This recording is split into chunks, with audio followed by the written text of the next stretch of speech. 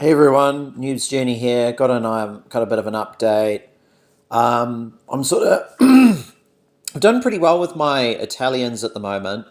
I'm about halfway through them, maybe over halfway. I've finished a lot of the tanks. So I was like, oh man, I wouldn't mind trying picking up another project. So I went with this. Um, it was on sale at this place called The Bunker, which is Flames of War's studio. And I picked up this. And it's the Heavy Tank Hunter Kampfgruppe. And the reason why I picked this bad boy up is because of these guys here, the Jag Panthers. I'm not going to build them as Jag Panthers. I'm going to build them as Panthers as opposed to Jag Panthers. And it actually, yeah, so because this is a multi-purpose kit, so you can either build them as Jag Panthers or Panthers, and I also love these. These are Hornices. I'm not exactly sure about how to pronounce the German, but someone can correct me. These guys are really cool. They have their assault guns. They don't have a lot of front armor. They're very, very lightly armored. They're like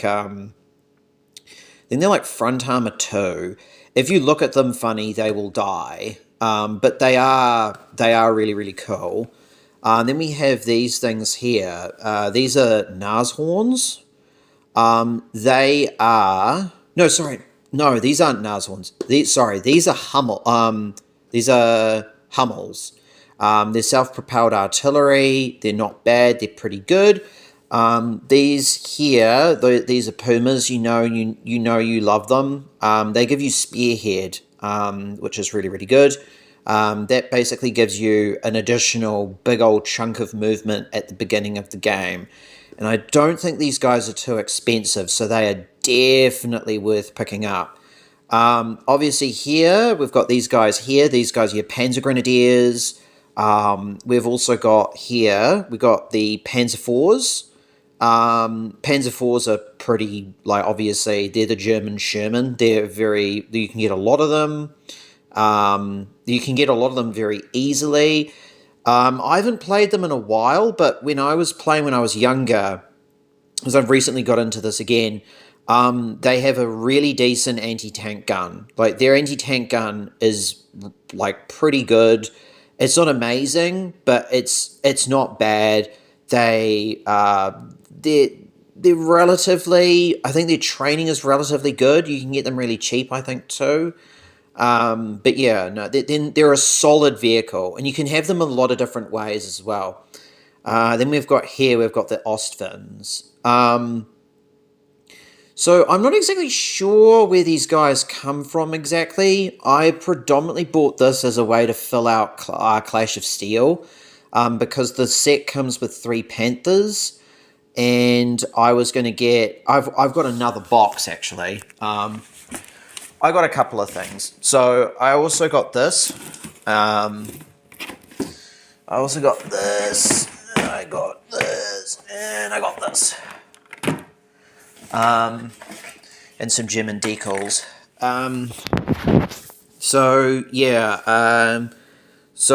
These guys, obviously been through them.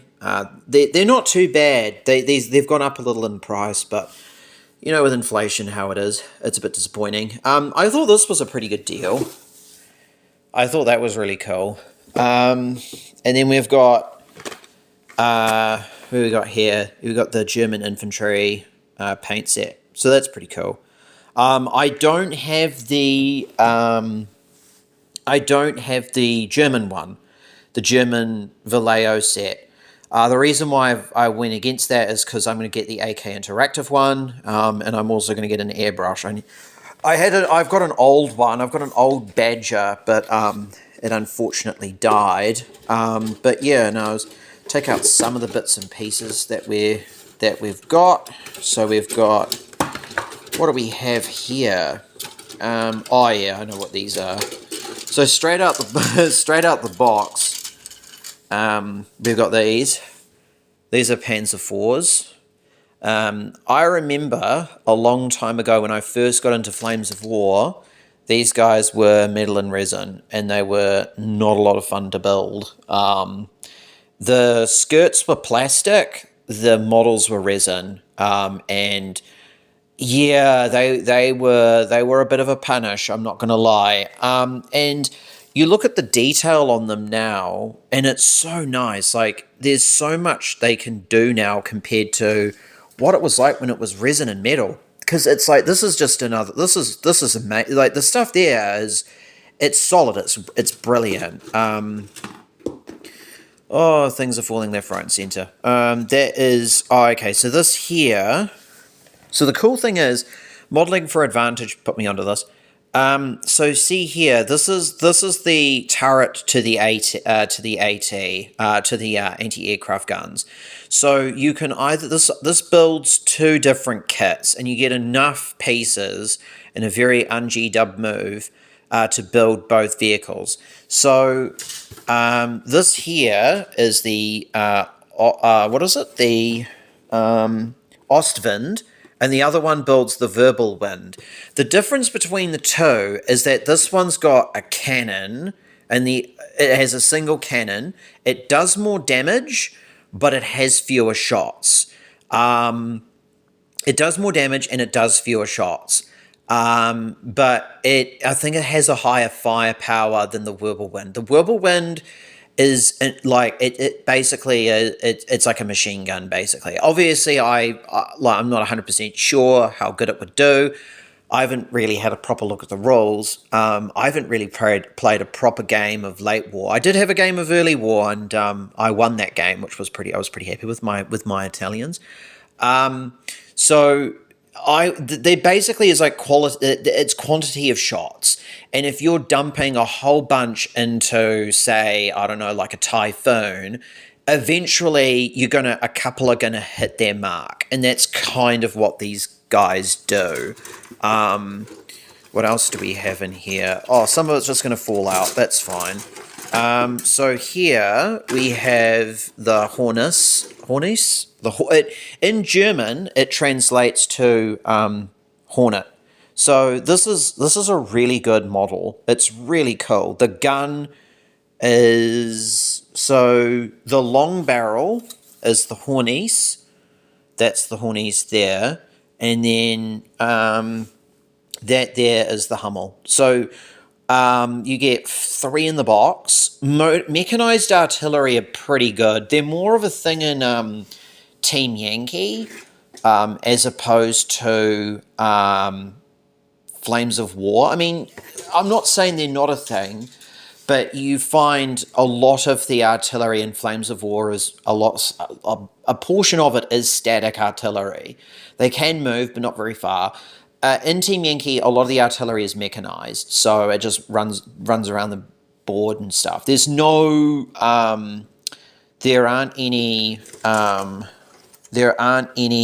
like, you know, standard howitzers. I think, oh, here we go. That here, so this is the mid-war Panzerfaustbro.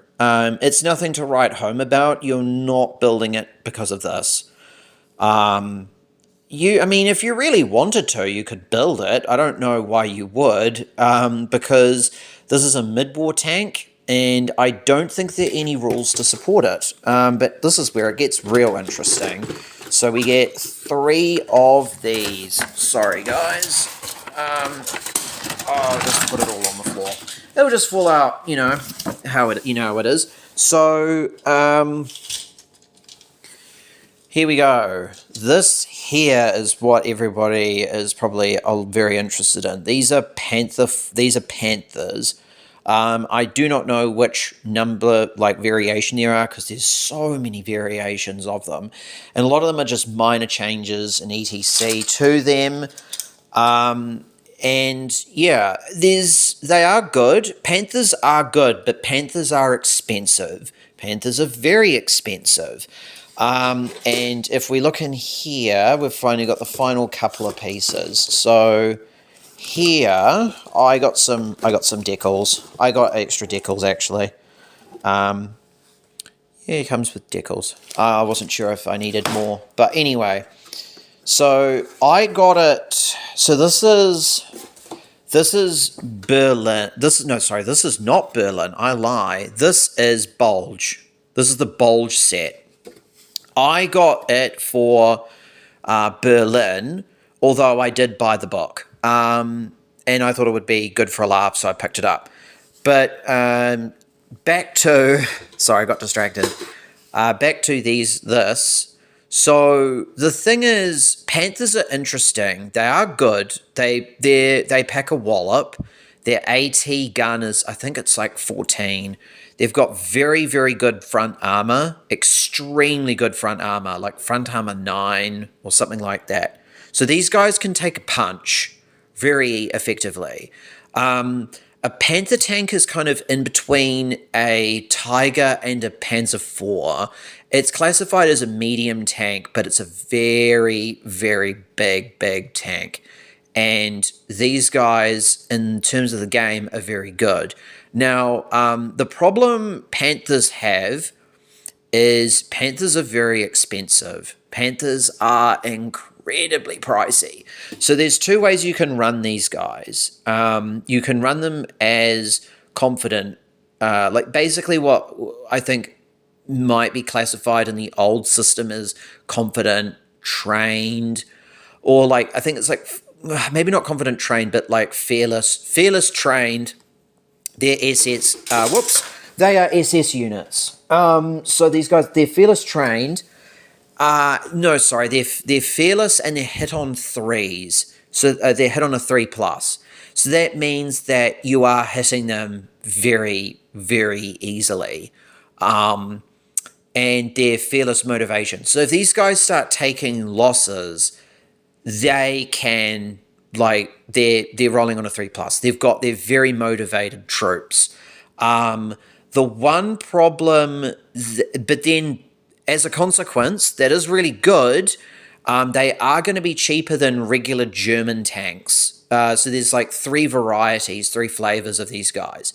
So you can run them and you can make them SS and you can make them really, really good at just in terms of their morale. Obviously, if like they are, there is also like the whole thing of like moral questions about playing the SS, of course. Then you have the there's the German army, and the German army come in 2 different flavors. So the German army, their flavors are, you can either run them as fearless and hit on 4s, and then there's another one where they're, I think they're reluctant veteran. So they are hard to hit, but if they start taking losses, they're out of there, they're gone. And I would like to run a late war army that's a bit reluctant. And maybe a mix and match kind of between having do like veteran Panzer Grenadiers, I think, definitely, and like maybe a unit of something that is veteran, but I don't want to run an I don't see the point in running these guys as fearless veteran. I think it's going to cost you a lot. Fearless veteran Panthers will dominate against tank heavy lists, but they're going to struggle against infantry. And like the thing, Flames of War, I think when I played my first game, it definitely values you having a variety of different units.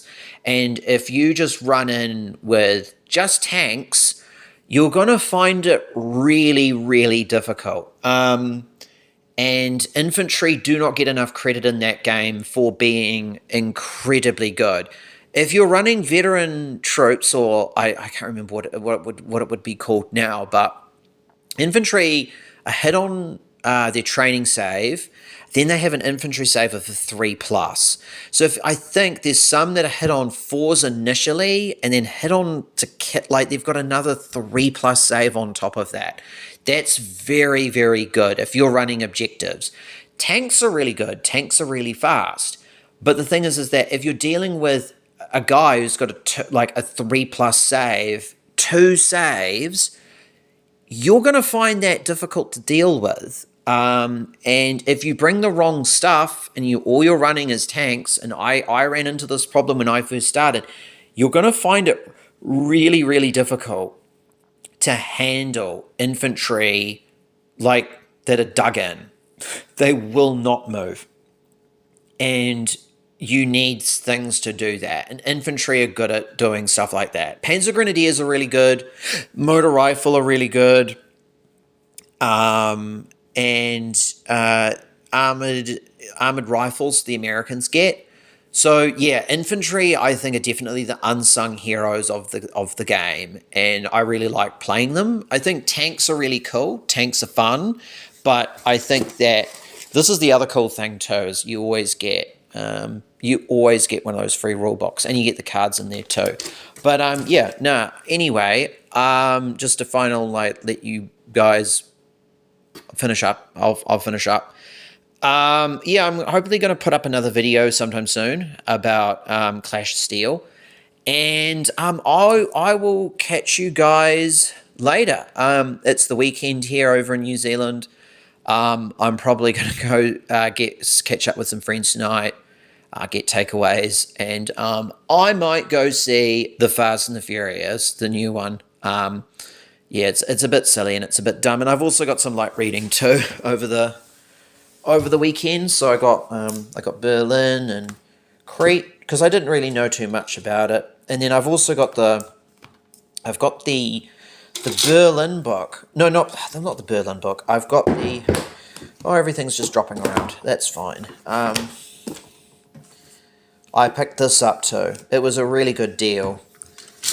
Hardcover for $31.50. That's really good. I just picked this up because I like the Battle of the Bulge. I think it's an interesting battle, but it's a blank spot, so I just picked it up to have a read. And it's a good book. I've had a brief flick through it, and I really enjoyed reading what I saw so far. So anyway, team, you guys have a good weekend if you're in the south, if you're in this side of the hemisphere, and if you're in the north, have a good Thursday, I suppose. But anyway, I'll catch you guys later. Bye.